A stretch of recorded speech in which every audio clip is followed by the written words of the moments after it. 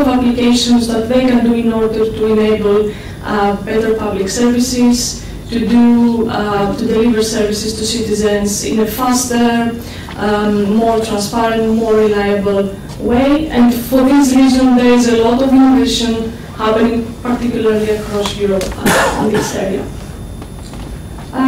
Just a few examples. So this list is not the full list of applications of blockchains for the public sector. Perhaps the most popular one is e-voting. Lots of trials have happened across Europe and the US as well, and in Russia as well. Identity of citizens, a way to store personal records and do public asset management. Some key examples across Europe. The usual suspects, as we say, are leading, so Estonia and the Nordics.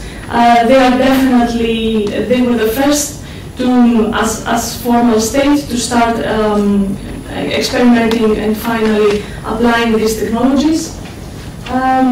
In Spain, the interesting cases, all the activities around the so-called Alastria network. In the UK, there is also, from perhaps another perspective, there is also lots of activity happening. And in Sweden, as well as in other places, lots of things are happening there. Now moving quickly to artificial intelligence. So artificial intelligence is not new and is not that exciting. It's perhaps the result of continuous improvement in computer science, but it's equally important for governments and for the European Union's digital strategy as a whole. Some definitions. Any system that tries to act or behave like a human within computer science can be characterized as artificial intelligence. This is also a vast field of technology. Artificial intelligence can be found in literally any place, so from sectors that are retail, enterprise, or industrial related, to sectors that have to do with governance, with human, with life sciences, literally everywhere. Some examples of applications of artificial intelligence for enhancing public sector systems. These would have to do with streamlining tax authorities' processes, implementing systems to deliver the benefits and to enhance the welfare state services to citizens, as well as obviously to national defense and military applications. Now, when we look at these two topics, I believe we can agree that both of them are a bit discussed too much, let's say. As I told you, artificial intelligence is not new. It has existed, but with the conditions that we now have in the world around technology and around cost efficiency of technology systems, it's now that artificial intelligence can really elevate our capabilities in general, because it's cheaper to do. The algorithms have become smarter, and in general awareness is increasing. Now when it comes to blockchain, it's an entirely new thing. I believe the technology is currently very immature, so not as advanced as it should be to be adopted at a massive scale, but while artificial intelligence would enable us to do the work we are doing, say, faster and better, blockchain, I would say that would make us think the work we do entirely differently. if the promise of blockchain is to be realized, then the entire relationship of the individual with their data and all of the digital applications they are using will be fundamentally, would have to be rethought. So it's an entirely different thing, and that's why it plays a key role for society.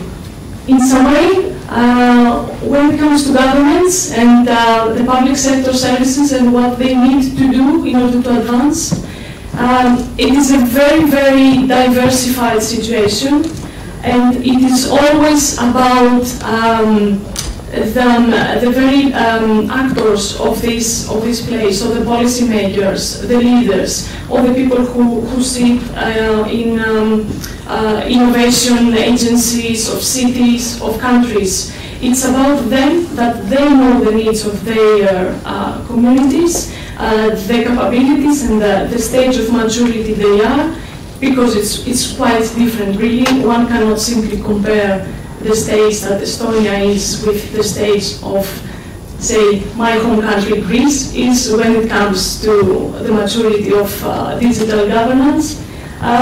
So I would say it's a continuous process of improvement, but luckily these new technologies, these new emerging technologies have created a lot of enthusiasm that is so much needed to raise awareness. Thank you very much. Sorry for missing that.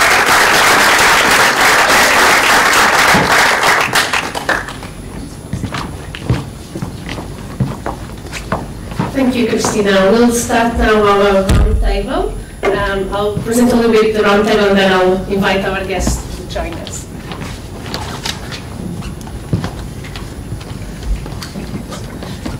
So it's working? Yes. So as Stefan explained to you in the beginning, the reason why I'm here today is because we're just launching the think tank of the Digital Future Society. And and one of the topics, so within the think tank, we'll be working on 4 main topics, and one of them is public innovation. And this is the event where we're launching the first one. And the title, Where Emerging Tech Meets Government, will be actually one of the priorities for 2019 when we're working on public innovation. So I would like to welcome you all of here today. As Christine already said, there's a lot of things happening around blockchain and artificial intelligence. Also, there's different levels of maturity, and they have been implementing at different speeds at different countries. Although, even if that is the context, there's still a long way to go, and the speakers we invited today will give us different perspectives of what is really happening, and there's some hype, and also where are the opportunities, and where we can bring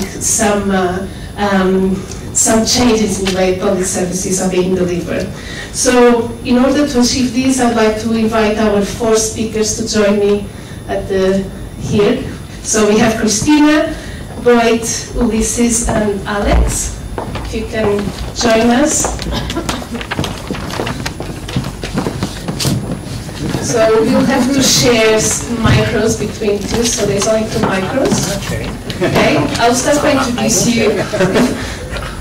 Okay. So before I introduce, I just want to do a clarification about Slido. So actually what you're going to find in Slido is 3 questions. So it's like a small poll, and that will help us to drive the conversation. So all the questions we have there are related with the conversation we're going to have here today.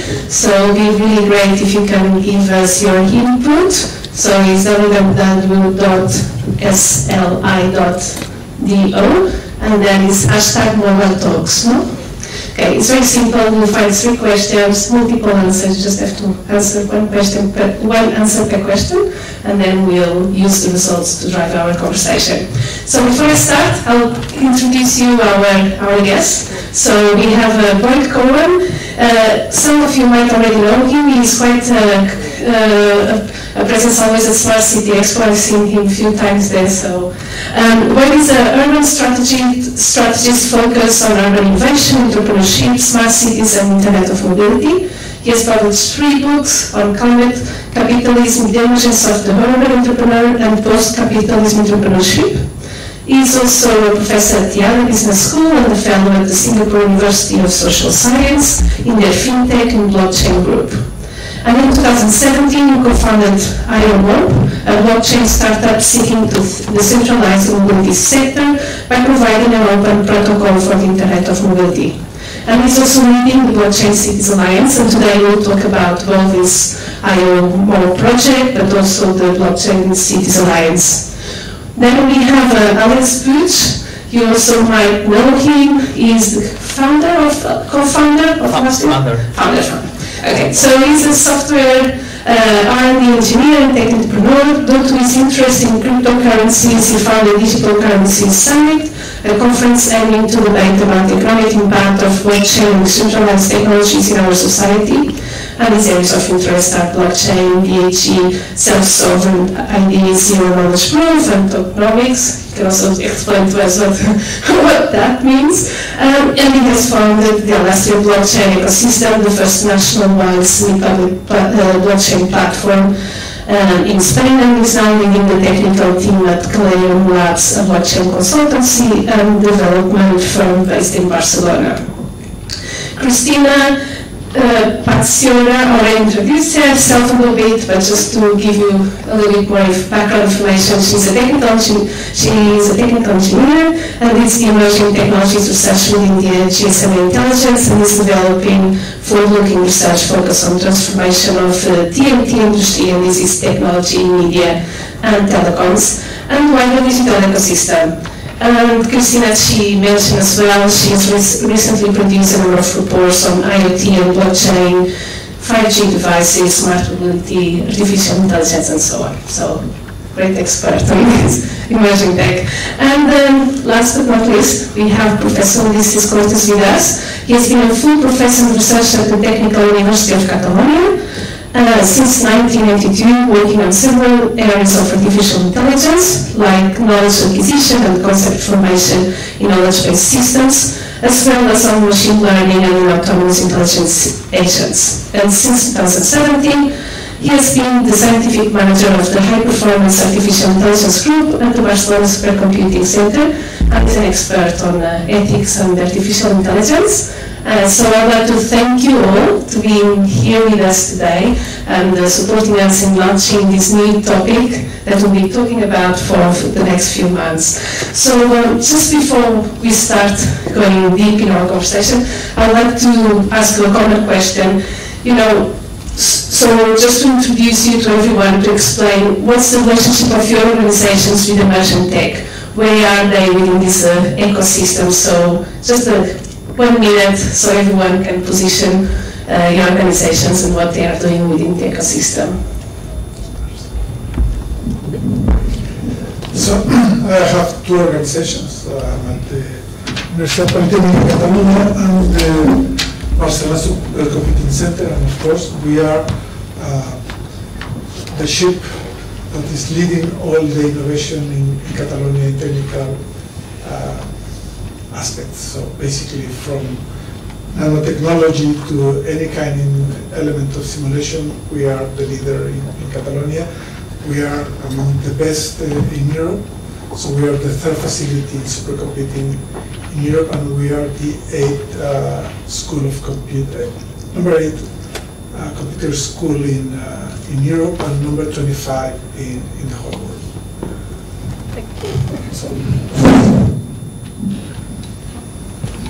Thank you. I mentioned some things previously. Let me add what GSMA as a whole is doing. So GSMA represents the interests of, I think there are more than 700 telecom operators in the world, and add to that around 300 or 400 other companies within the so-called mobile ecosystem. So smartphone manufacturers, telecom equipment manufacturers, and so on. By represent, I mean it is their voice, but at the same time it has various groups within the organization that work with the members. They bring them together to do trials, to decide on standards, in general, point the direction that express the whole sector. So there are various working groups within GSMA. One, for example, is the Internet group. There are also programs. Another one is the IoT program that engages with blockchain development as well.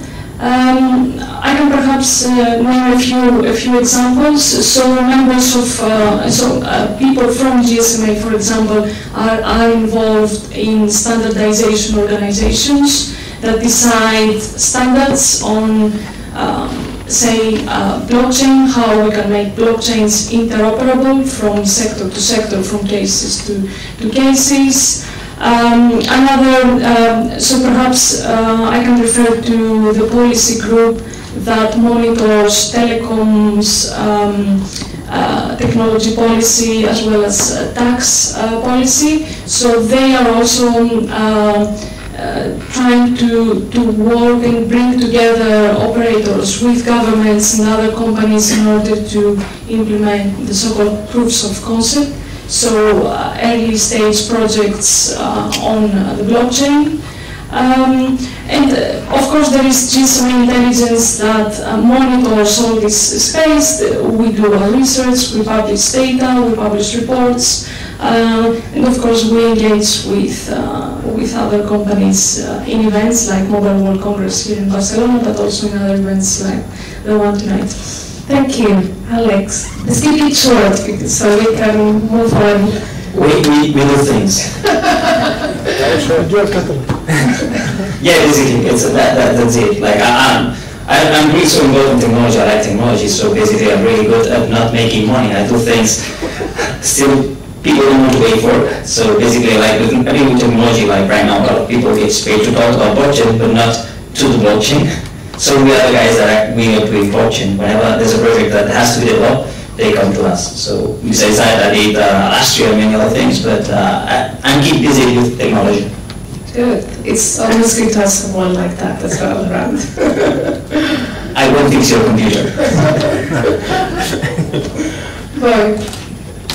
Hi, I have two projects related to blockchain. One is called IMOB, and we're building internet mobility, which works with public transit authorities and private mobility operators to enable a seamless, open mobility marketplace in cities. And the second one she already mentioned is Blockchain Cities Alliance, which is an initiative to create a global movement of blockchain enthusiasts and developers to collaborate with researchers and others to actually help smart cities figure out how to embrace and adopt blockchain for more powerful use cases.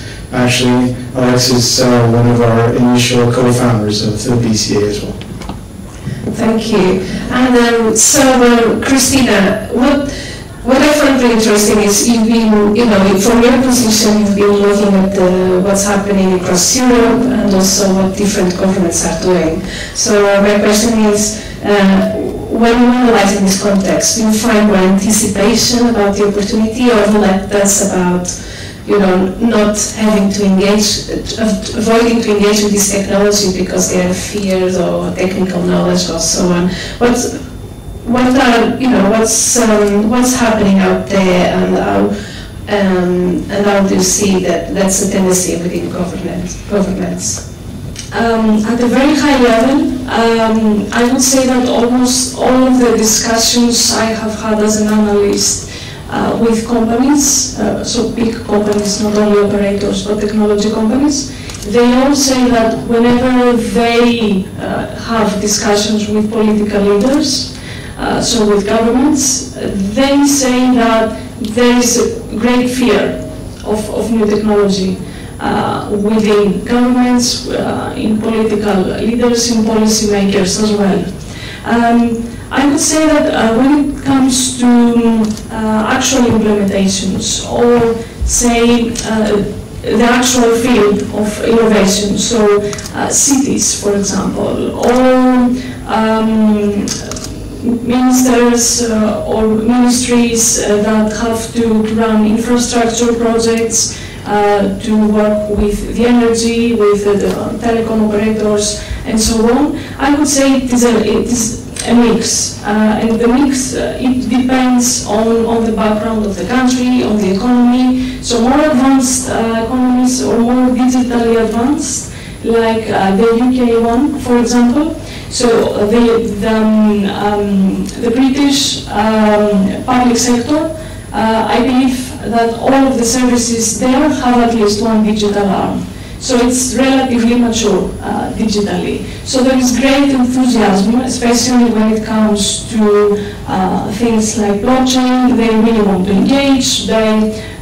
Recently the Bank of England itself coordinated projects, invited other partners, and so on and so forth. And they are also very ambitious. When it comes to countries whose public sector is not that digitally mature, it's again a mix. You can find, say, municipalities in which,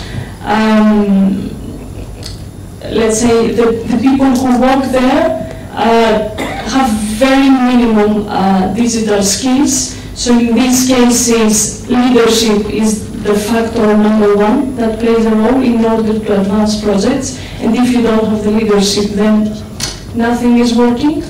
But there is also other small-scale good examples. You can find this type of things literally anywhere. So small cities, even villages, that happen to have really enthusiastic people sitting in key positions. In general, technology creates enthusiasm. I would say it's overall positive, but in some cases, let's face it, there are also gray zones, or there are also people and organizations that are not that mature and have a fear.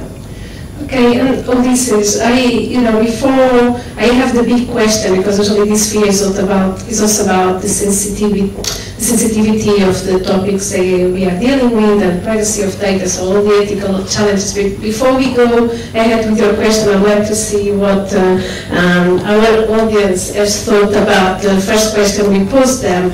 Which do you think is the main concern of the general public regarding the implementation of blockchain and high AI systems within public services? Let's see if we get the poll up.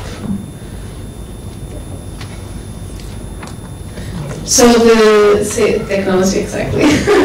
So the three options were, ethics and fairness, lack of understanding and transparency, or inability to question how services are being delivered. Is from the perspective of the general public. Maybe it's not going to work, or is it working? So we have the lack of understanding and transparency as the first, the challenge from the public perspective. So we're talking about the citizen perspective, how they feel regarding the implementation of these type of technologies.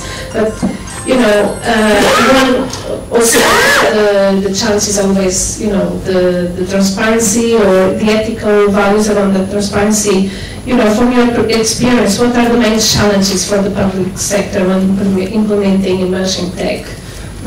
Well, the main challenge, of course, is the administration to get to know which is the real impact of technology in society. Because most of these technologies are created, launched into the use, and no one knows exactly what is happening. And of course, there is no legal framework. As there is no legal framework, everybody gains, because this is this river that, with brave waters, that everybody is winning. So basically, what is happening is that we have governments that are unaware, or they are just analphabet in technology. So they just let people go and do the things. So you will never, ever let Facebook to go on live if it was a pill to deal with cancer. Because first, you have a treatment in lab, then you go to a small pilot, then you go to a small pilot in humans, and then you have 5 or 6 pilots in clinical trials that may last a few years, and then it goes live, right? So with technology, it's happening that you have a new group of startup elsewhere. They bring this technology, they just let it go. There is no any law behind, so you just let it go, and that's it. And the government says, "Oh, beautiful." And when the damage is done, this technology is updated and then replaced. It's abandoned and changed the name and has a new skin, and then you repeat the cycle again. And it's because the governments are unaware of technology. So, do you imagine your deputies or senators in the Congress in Spain aware of the value of blockchain? So they are clearly analphabet.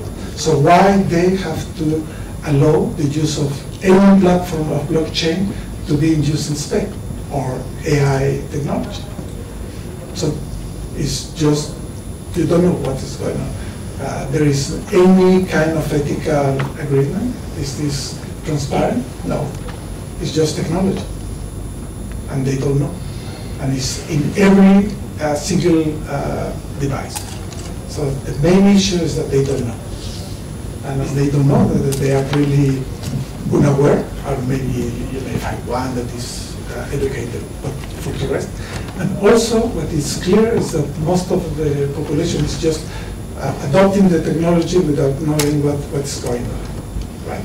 So we're about to have a technology that you know that is very useful, but will kill 20,000 persons a year. You will allow it? No. So why you allow the use of cars? Depending. No, not depending. Yes, if the 20,000 people get killed like after 4 years, No, after elections, so they don't care. They don't have a strategy longer than the next elections. The first year, so cars, The first year. there are people, they are killing people every day. And they are polluting the air. And they are causing delays and so. And now you have this experiment in Madrid. So people is shouting because they cannot drive into central Madrid. Because they don't know, are not aware about pollution.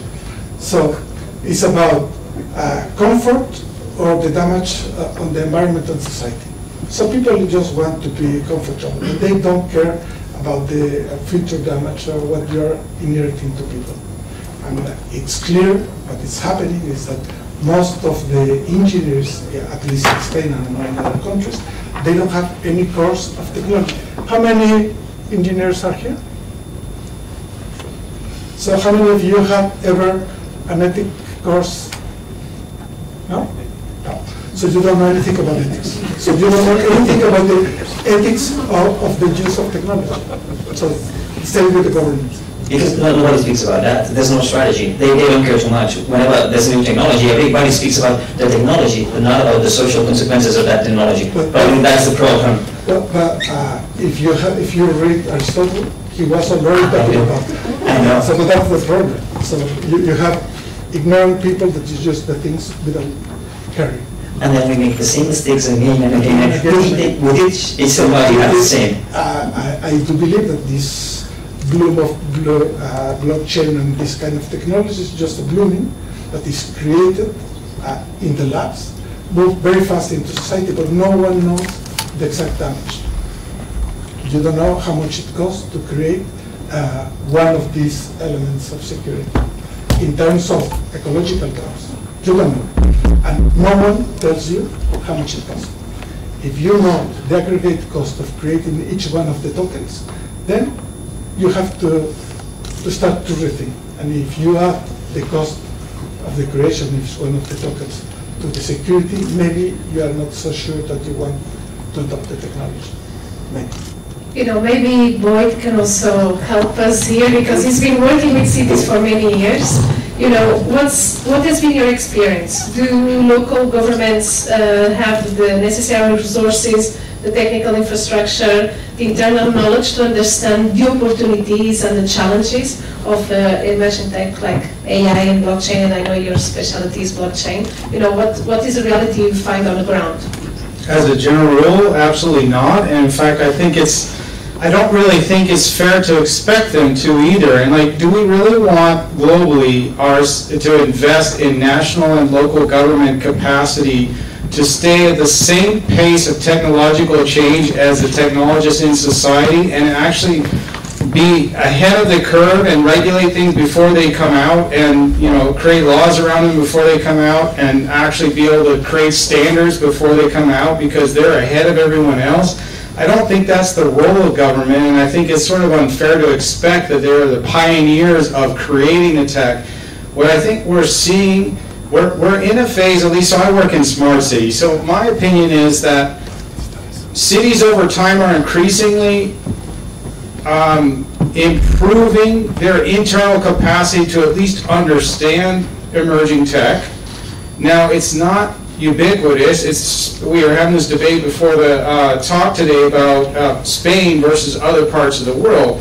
And as a general rule, no offense, I live in Spain, but Spain is not in the government sector very pioneering in embracing new innovation and new tech. It's more conservative and a little behind. But you know, I go to Singapore all the time. Singapore has a whole office of GovTech, and those guys are crazy good. He's been to Dubai recently. Dubai has a vision to be the world's first blockchain-powered city entirely in the next couple of years. They have 21 blockchain projects being managed internally inside the government. So to say that local or national governments are incapable of innovating or embracing new technology is wrong. But to assume that our local or national governments are going to be on top of new technologies as fast as everyone else, I think is ridiculous to expect and would never happen. You know, in a lot of spaces I'm looking at or I play in, like around the sharing economy, we have one of Spain's leading thinkers in the sharing economy right here, by the way.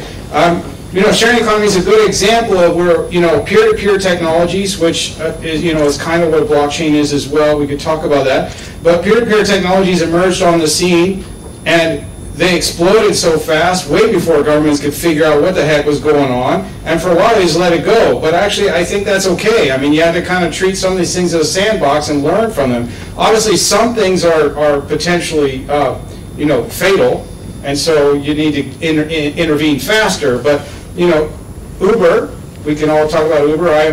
My project is in mobility, and we talk about Uber all the time because everyone asks us about Uber. You know, Uber emerged before cities could figure out what the heck was going on or even think about how to regulate them, and so they had to react. I don't think it was realistic they would have predicted Uber to come and they would have some regulation around it. Same with Airbnb. Airbnb showed up, cities didn't even have any clue what was going on until it was actually already impacting the city. We live in Barcelona, we all know there's been a lot of conflicts with Airbnb, but actually Barcelona was sort of an early pioneer in understanding. I mean, they were late because the impacts were already pretty prevalent, but they were early compared to most local governments around the world in figuring out what was happening and then trying to come up with policies to control it so it wouldn't have so much negative impact on society. So basically what I'm saying, I have less faith in national governments as a general rule about anything. And I think most innovation in government is happening at a local level, in the smart cities level. And I think we're not going to see a lot of world-changing technology emerge from city government. But I think, you know, here we have Francesca Bria, some of you know her. We have some very smart people working in governments, especially in local governments, that are trying to promote a more digital agenda, an inclusive agenda with digital tech. Well, I may agree on a few of the things, but disagree on the basic point. Okay. And the basic point is that in Europe, we have a different way to understand the ethics behind the governments. So we are not a liberal capitalism as the United States. So we believe in a kind of democracy that we respect the rights of people that have been here, and we will adapt the legislation to the innovation. So that's why we need the governments to lead. Well, so, I totally agree with you on that. We don't disagree. Basically, Airbnb and Uber are one of the most dangerous things I ever thought in my life. Because this idea of cooperative technology, economies, or sharing technologies that are in principle good, they are creating big modifications of the cities in a way. So my brother works as an Uber driver in Mexico City. I'm Mexican. So I can see the way they are disrupting the rights of the workers, the drivers in Mexico. So I can tell you exactly how it works. And I know the drivers here in Barcelona, and I don't know why someone is supporting Cabify or Uber in Barcelona. I don't believe it. And what Airbnb did for the city has an effect that maybe it's just a personal account, is that my sons cannot have a house in town. They have to live outside. So I don't like this kind of economy that brings that came from this free capitalism, and I like and I expect that Europe will bring an ethical view on the use of technology that is different from the States and different from the Chinese. I will never bring criticism from the Chinese without knowing the ethics of the Chinese. What I'm clear is that knowing the ethics of the capitalism in the States, compared with the capitalism in Europe or the kind of democracies, capitalist democracies we have here, I reject this idea of the free, spontaneous growing of technology without control. Because it's clear that what happened in the 60s in the States with the National Drug Agency should happen with technology. So the Americans and in all the world, we don't allow any company to bring drugs just for free. And that's clear. And if we are doing that with that technology that cures and saves lives, we are not, we should not tolerate that it happens with technology, because it damages. If not, just see what happened in your country with Cambridge Analytics and what happened in Andalusia with Vox. It's the same kind of guys doing the same kind of things. And we know that this kind of technology, when controlled, will modify the relations of society within the whole, because no one is able to understand the potential use of them. That's very dramatic. And I think that it's very good that we have these debates with the creators of technology, but now you need to have pilots where you can create these things for doing good. Thanks for this. You know, I think there's always a lot, you know, there are a lot of to discuss there when it comes to ethics, and also, you know, what is the role of government in terms of speed, you know, and I think what Boyd was trying to get to is like expecting that government can act at the same speed and imagine what is going to happen. But they should. Actually, they have a big responsibility, because like many of the things we do, they have a really huge impact in the future. And with the guys, usually we don't think too much, we just do things. So I think they should be there. Like, how many of you here do you work for the public administration?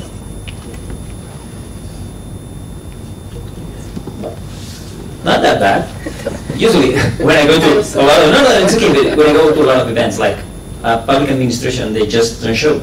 They don't come to these kind of things. And if it's technical, if it's like, they are never there. I was like, a month ago I was in a conference with Pedro Sanchez, and like I just went to the room and it was full of people, because we want to discuss about economy, about the impact of technology in the economy. It was quite interesting, but then like Pedro Sanchez talked, and after he talked, everybody left the room. Yeah, that's what. So, and it was like all the entrepreneurs, the people like building things, and we were just talking alone. But it's fine. But then I think that we should break this barrier between entrepreneurs and public administration, and we should talk to each other. I've seen that in many countries already. So they are doing that. They are just talking to each other and collaborating. Yeah. And I agree with you. And by the way, I don't think Uber is cooperative economy at all. They use the... Yeah, it's just the opposite. But what they do, it's collaborative economy, but not Uber at all. But I agree with you that they have this responsibility. So yes, they have a hard job. It is. At least it should be. and that takes me to my next set of questions, which is around entrepreneurship and opportunities and GovTech and so on. And before just entering this topic, I'd like to ask Christina about, what are the main opportunities, what are the main areas? You already mentioned very briefly for AI and blockchain, but where do you think, innovation is really happening when it comes to public services?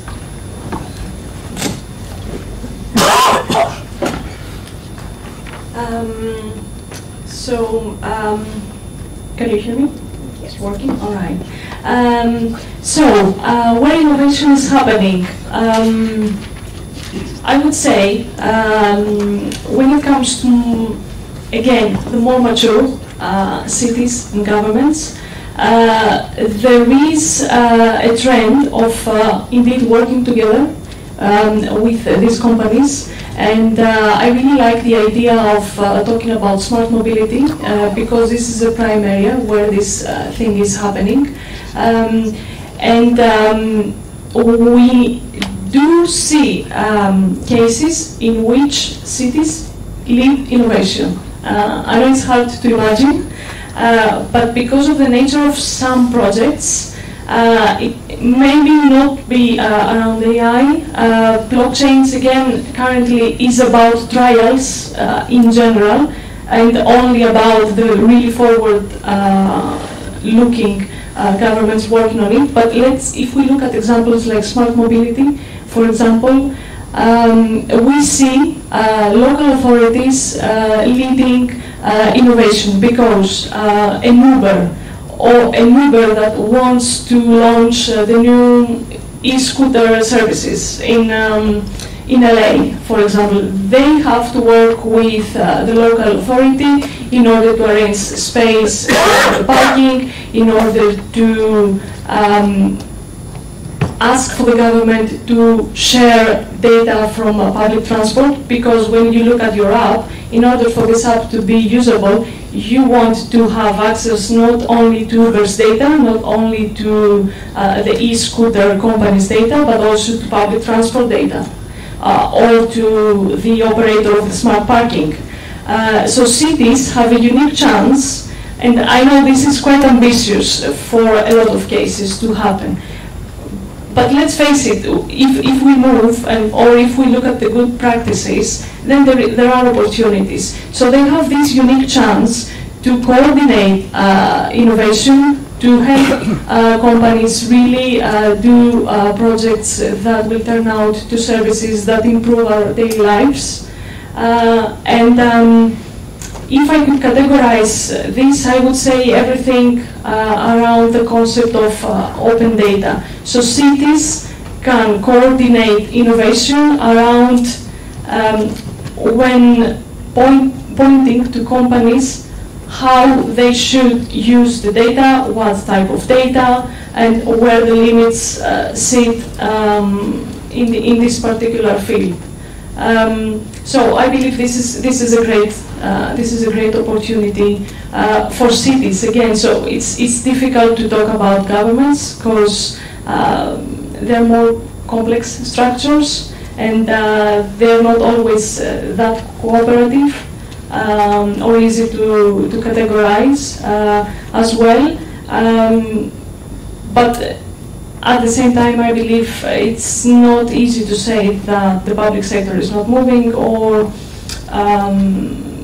adopt that pessimism. Thank you. While we were talking, I was looking at our poll on where our audience sees the potential for emerging tech in public service. Was it moving?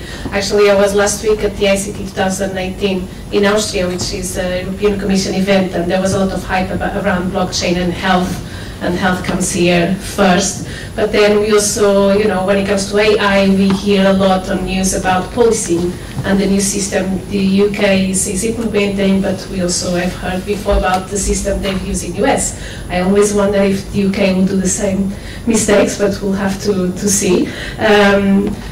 But, with the IO mob and also the work you've been doing on entrepreneurship, I want to go back to this question. What is the role of entrepreneurs when introducing new services, like in your case with mobility, and working with the governments? Where do you see the opportunities there when working with governments?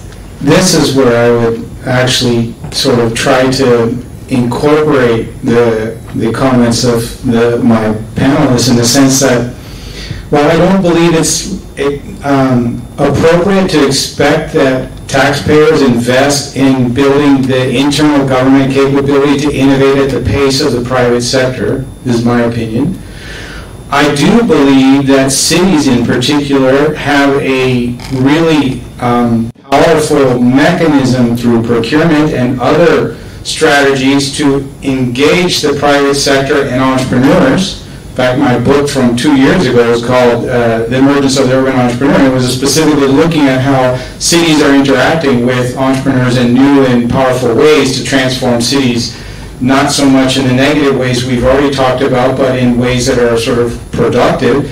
Barcelona was a pioneer in trying to do procurement for innovation through CityMart, where they actually had 6 different challenges, and instead of predetermining the specifications and having this bureaucratic RFP process, they said, here's a budget, here's some challenges, private sector, come up with the best ideas, and whichever best idea comes through, we'll actually vote for that with our money and we'll invest in it. So we're not predetermining the outcome, we're encouraging, inspiring innovators to come up with great ideas. And I think that's what we're seeing in the last several years, to me, is a really interesting thing, is this interplay between the innovators and the citizens and cities themselves. And increasingly cities, including the one we're living in here in Barcelona, are growing in their appreciation for the role that the private sector and the citizens can actually play in helping co-create solutions, and growing types of mechanisms that can be used, like procurement for innovation.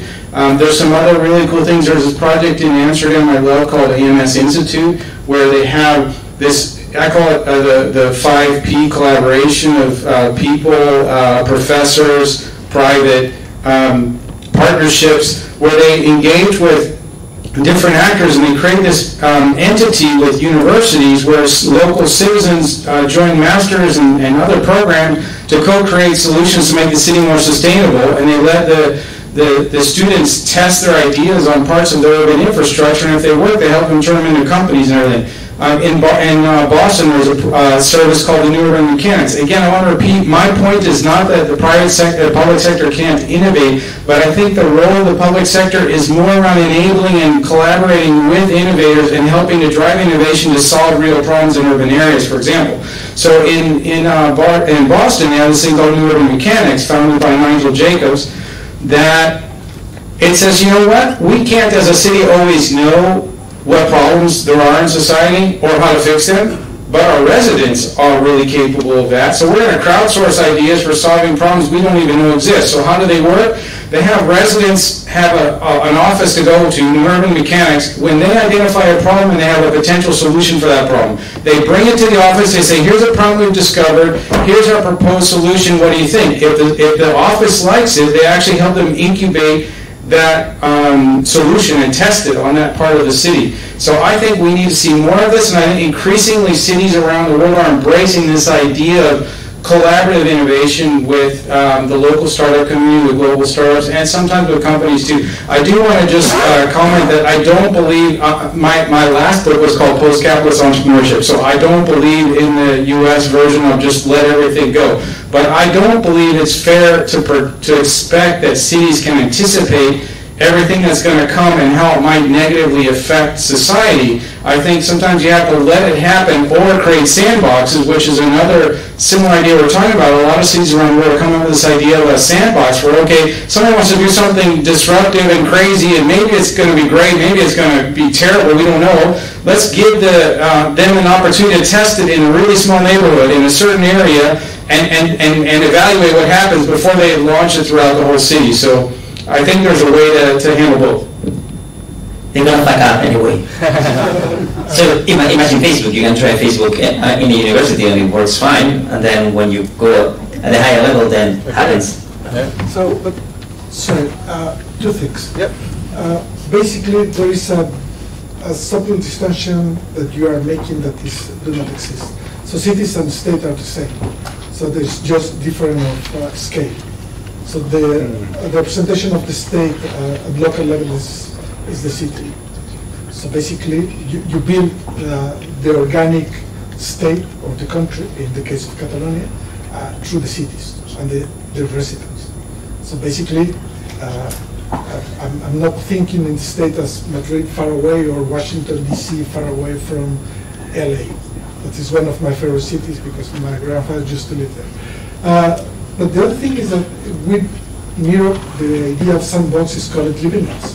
Living labs have been, that's a kind of cooperative environment where these kind of societies are already there, and it has been pushed from Finland to European Union and then all over things. So basically, maybe what we need is to know exactly which are the amount of resources that we have and use it appropriately. So sandboxes are good, but maybe living labs are more interesting because they are already in the cities and they are working. So, and I believe that living labs is the good place to incubate entrepreneurship for the cities, and then if they go well, grow globally. That's basically the thing. And I also believe that universities, if they are well furnished with resources, will create this kind of living labs. It's not happening in Spain. So in Spain, we don't have enough resources to have living labs in the universities. So then we have to move to the cities or elsewhere to make this kind of trials.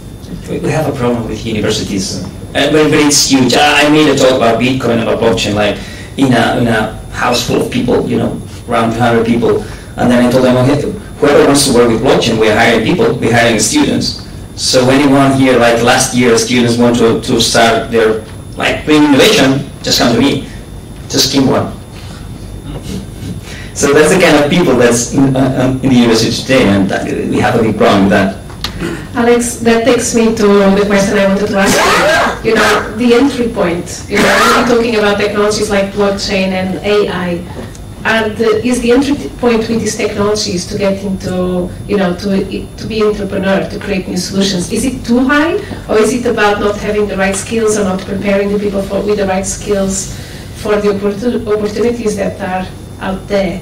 Like as an entrepreneur, a lot of times I get the question like, how do you motivate the people that work for you? And it's like, no, I don't do that. I don't motivate people. They have to come motivated from home. I don't care about that. Usually this technology is hard, and so what? It's too difficult, yes, and life is difficult, so deal with it. And probably that's a problem. It's like we are facing with a new generation of people that most of them, it's like, oh, this is too difficult, I will do something else because probably I will get paid anyway, so I don't care too much, and this is too difficult, I don't want to face this. And yeah, the entry point is quite high, but then the reward is always is also really high. That's why I was talking a little bit about probably university, that I remember when I was young that everything was so hard and nobody worried about that. Now like everybody complains about everything. So yes, the entry point is quite high, like with every new technology, and it will go to worse. It's not improving anyway because technology is like the gap between basics and the technology we use in the blockchain. By the way, it's like every day it gets higher. So yes, the entry point is quite high. That's going to be a problem. It's really hard to find heroes perfectly, like hire people with as few experience. Anyway, with blockchain, it's really hard right now. It's no way. So I'm not really optimistic. Okay, we're actually running out of time, and I want to open the questions to the public. We have time for questions, yeah? So we had more questions to discuss, but as you can see, everyone is very excited. But I want to open the questions to the public. We have 10 minutes, I think, for questions. My colleague has got the micro if someone wants to ask. No questions, or should we keep going? Any questions? Any questions from collaborative economy, Albert? No. No? Okay. We can keep going then. Yeah. I agree that you need motivated people. Maybe you are not looking at the right place. So I don't believe that no one that goes to a conference is motivated to do things, because they are already working. Yeah, so, you're right. So the wrong place is the people that goes to here. I went to the university. Yeah, no, so the university asked me to do the talk at the university. Yeah, but the people that goes to the university is not the right people. That's of course. So if you have 100 people in any classroom, you know that there is one that will go to MIT, 10 that are brilliant enough to do things, and the rest are good professionals, but that's it. So you need this 10% of people, and they will never attend to a conference because they will contact you directly. So that's the kind of, so you have to, I was in Beijing teaching, was 2012. It was QR and 10 questions. So basically, the QR was saying, if you answer these 10 questions, call this number. And they were recruiting for the Blue Army for China. And I read and I stopped in the third question. So, of course, people that has this interest to do really nice things, they will go to that kind of things, not for public.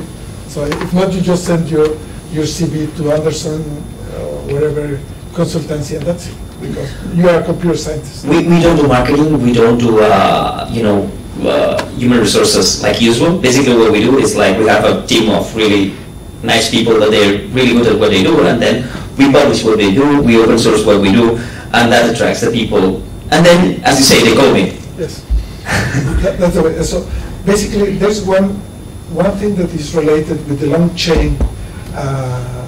tail history. So now we have more and more new degrees with new, very fancy names, and you lead to very nice degrees. But those guys are not really interested. So what you want is those guys that are doing good maths, good physics, good basic things. Maybe they have some interest in philosophy or law.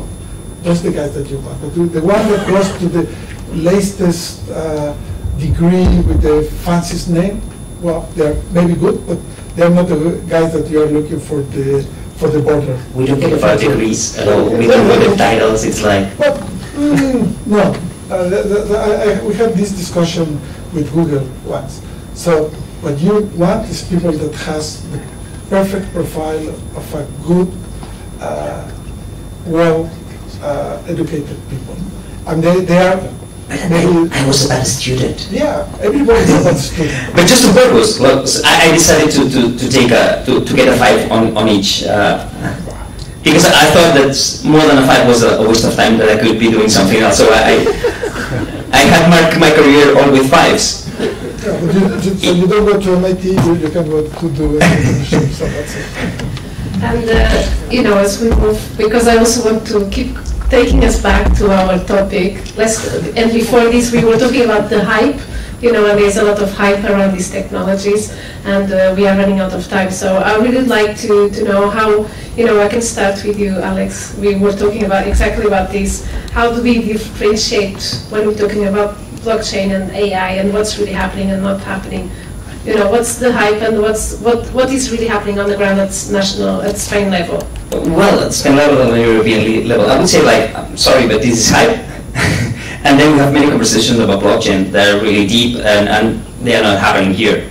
Like meetings, we do a lot of meetings that nobody knows about, like 20, 50, 60 people, and everybody just, we'll have one about digital identity here in Barcelona, and it's by invitation only. So, and only people that publish papers and they work on it, they can come. So, and I think there's a lot of hype, and probably in a few time nobody will be speaking about blockchain. That's good. It's like nobody's speaking about ECTP, TCP/IP, or these kind of technologies because they are part of our lives. And then you will have your mobile application, and probably will have blockchain on the back, but nobody cares because it's just technology. What we need is solutions to problems we have. So right now, I don't know why everybody's speaking just about the technology and not the solutions. So are we focusing too much on the technology and not on the problems? Like Boyd was saying, why don't we get citizens to talk about what problems they are facing, and then we talk about how can we solve these problems? No, is that Yeah, I think Are we putting the energy on the wrong? if we talk about government and tech, I would say yes to that. If you talk about the general hype around like blockchain or AI, I would say, you know, I agree with Alex, there's like multiple levels of conversations happening depending on who's involved and what their backgrounds are. And, you know, there's been a massive hype machine around blockchain, then most of the people that are hyping it don't know anything about it and are just trying to figure out a way to make money somehow. But there are very core, deep, passionate people in blockchain that are helping to create the foundations of something I really believe will transform our world in very powerful ways going forward, but it's going to take a while. I think sometimes people think, you know, it's got to happen overnight, but, you know, one thing I would maybe slightly disagree with Alex on, not just because, like you said, we need to talk more about the solutions, and I agree with that. I think the problem we have right now is there are very few, like, scalable solutions that are leveraging blockchain right now. So it's harder to be focusing on those, so sometimes we have to talk about the underlying technology because we don't yet have a lot of proven solutions out in the marketplace that are like in consumers' hands on their cell phone right now, but we're moving in that direction. I think so. Our company, we're starting pilots in January with real cities with our technology. So we're getting there as a blockchain community. We're getting there. We're just not there yet.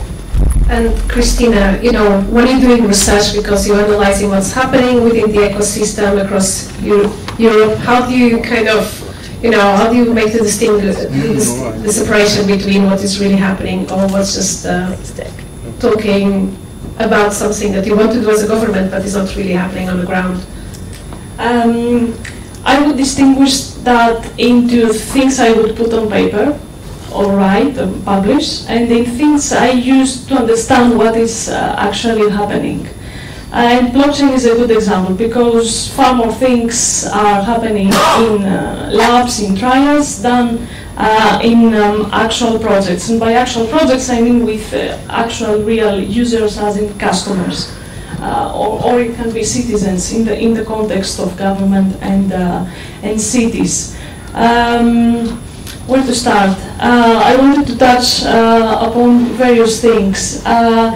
Perhaps I can talk a bit about emerging tech in general, so starting from a nice idea like blockchain is and reaching to the maturity level or commercial maturity or making people feel that but it's actually... blockchain should not have like a commercial maturity. Blockchain is about collaboration. That's probably one of the things that most of the governments, they don't get. But companies are saying that, you know? Selling blockchain platforms. Yeah, that's completely wrong. Everything we do is open source. So basically, we do digital identity, and there should be no business model in digital identity. I wanted to talk about that. Okay. Yeah, as well.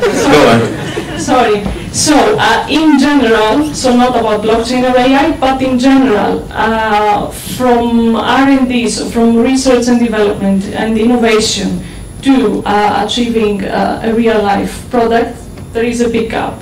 In some cases, I don't know, some of you might be familiar with the story of iPad and tablets. So just because the timing was not right, somebody else did that after a very long time and it was commercially successful. So tablet was not launched at the time of Apple decided to launch iPad. It was an idea that was very, very old.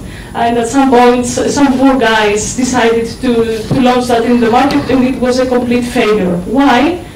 Because of various reasons. So conditions, the circumstances were not there to make this a successful product eventually. Perhaps the same thing is happening with blockchain. Blockchain is not a commercial product, it's a protocol. So wait. This does not apply, I think. Wait, so with blockchain, the very idea, again, is great. But I really doubt that we are kind of ready for that. It's great.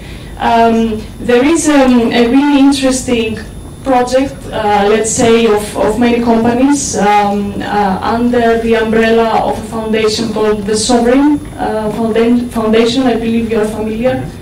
And in brief, the general idea of that is that imagine yourself using your smartphone and all of the applications with all the different passwords, with all the different usernames, or perhaps imagine yourself going to the bank wanting to open a bank account or wanting to, say, ask benefit from the local government, from the state. So all of these interactions that make your digital or other form of identity, say, different in different places. So what this foundation is doing, and by foundation we mean people like IBM, Cisco, behind that, other research, universities, startups. The Ethereum community is doing the same for free. I'm creating a standard that... Wait, no, but it's not controlled by anyone, I mean. I know, and that's what leaders like IBM and Cisco and perhaps Microsoft are involved leaders in what? In their thing. In their market. Yeah. No, they're not leaders at all. From the late perspective, they are really dinosaurs. I went once to an IBM. It was the CEO of IBM invited me to their headquarters in Spain. She's over here in the audience somewhere. I hope not. I just went there, and then she showed me one of big computers. Say, "Oh, you have a museum here. It's amazing." And it was not a museum. It was the last thing that they were launching. So. No, they are no leaders. They are really far away. That gap that I talked about, it's growing and growing. And all these big companies, they are leaders in talking about. But when it comes to doing something, I have a different view. But let me first finish about this identity. I'm speaking only about technology, by the way. So anyway, blockchain as an idea, and if this concept of self-sovereign identity, they call it like that, is realized, then you get all of your identity and you give access to anybody you want to without needing to replicate all these different identities, without having your data stolen. We also data stolen. Yeah, in order for marketing and purposes like that. So this is really revolutionary.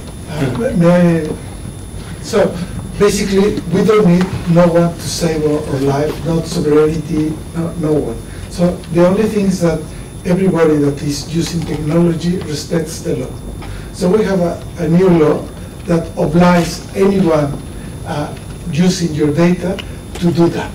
So I don't want IBM, not this ONG or whatever, save my life. The only thing that I want is that someone producing technology is respecting the law. And if they don't respect the law, what I want is the government to put them all in jail. That's basically the only thing. I don't need no one to save my life. No one. Not IBM, not, I don't know. Yes, me. So I don't know. The difference is that they're building some technology they think they can sell or they can make money with. That's what corporations do. I'm building technology that I think, as a citizen, I want to have. So I'm thinking about me, I'm thinking about my friends, I'm thinking about the people surrounding me. So I'm building this self-sovereign identity, as you say, like, because I want to get back my data, because it's mine. Should. It's true. No, and what we're building is legal because we know GDPR, so we are really concerned about that. But it's not only someone returns your data and erases your data, but it's also because you are fans of technology, you are also entitled to ask for the disaggregation of your data in any learning program. Disaggregation of your data. That's the most important thing. It doesn't care if your data is erased. You need to be disaggregated. So basically, if you make if they make an orange juice from your data, you want the juice returned to you. They don't need to keep your juice. That's basically the thing. And I don't really, so let me tell you, so I'm an AI guy, so, and this is a scientific discipline, 60 years old. What we don't, I'm not understanding at all is why Facebook, IBM, Google, all these five guys are creating an alliance in the States, paid by the States, or in a foundation that will save a lot of taxes in the States, for creating ethics and AI. Come on. So you give the wolf the keys of right? So we don't need them to save our lives. What we need is only to respect the law, but they say, come on, I will respect the US law. I have a provocative question. So they basically put the servers 200 kilometers outside the continental borders of Europe, and that's it. So really, there is many ways to treat the law in an absolute way. And of course, Europe is so small economically that they won't fight, or they try to fight. Of course, there is not. So we have to, ourselves, the citizens, if we are able to understand the value of our data and the value of our democracy and our laws, we have to fight for them. They won't fight for us. They will pay lawyers with very good salaries to defend their rights and their privilege of making more money with their data. And that's the difference. The main difference is that we educate people to be free. And freedom is about to know that you have rights, but before the rights you have obligations. And one of the obligations is to fight for your rights. Completely agree with the final statement, but the way to get there, I would have some fair disagreements. The provocative question, out of curiosity, would be, would you like a drug company to save your life? No. No. Then this would take us to prehistory. As a matter of fact, I have a fight. I have a fight with drug companies. So basically, there are many drugs that will save your life. Definitely, that's good. But most of the drugs are made for make your life chronic. So you live with your pill many years, and when you arrive to my age, you start to be polymedicated. So you have many daily pills. So that's the main difference. So they are not, so of course they are making a lot of research on creating new molecules. That's good. But they are not for curing you, just to keep you in an homeostatic system. And that's the main thing. I'm sure they will challenge you on that. So, leaving on that note, we have to close, but I would invite you to approach our speakers during our network that we'll do on the 4th floor. So, thank you very much. It's been really interesting. I wish we had more time. I was having some fun. But thank you again, and we can keep the conversation downstairs. Thank you.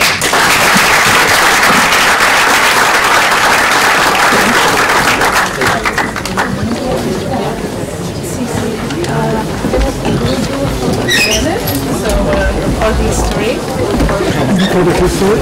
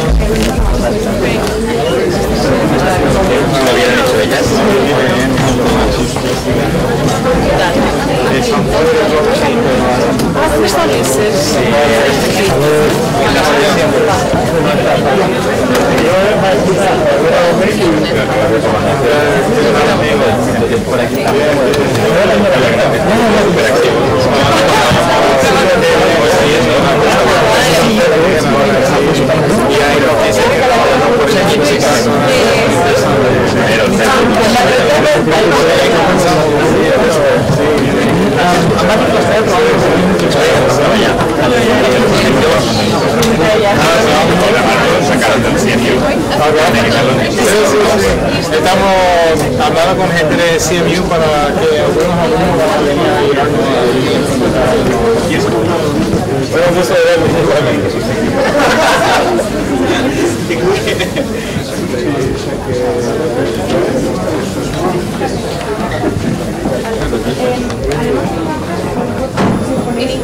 Yes, sorry, so if you could put yourself on the side, like I'm taking the right nose together. Okay, what do you want? Okay, you want us looking exactly.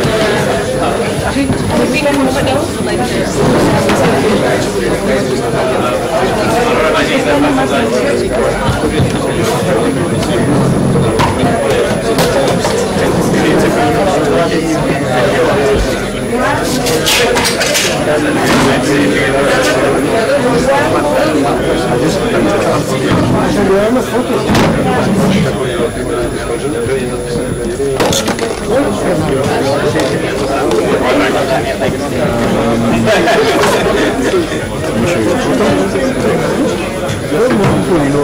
And that's being airbrushed. So everybody looks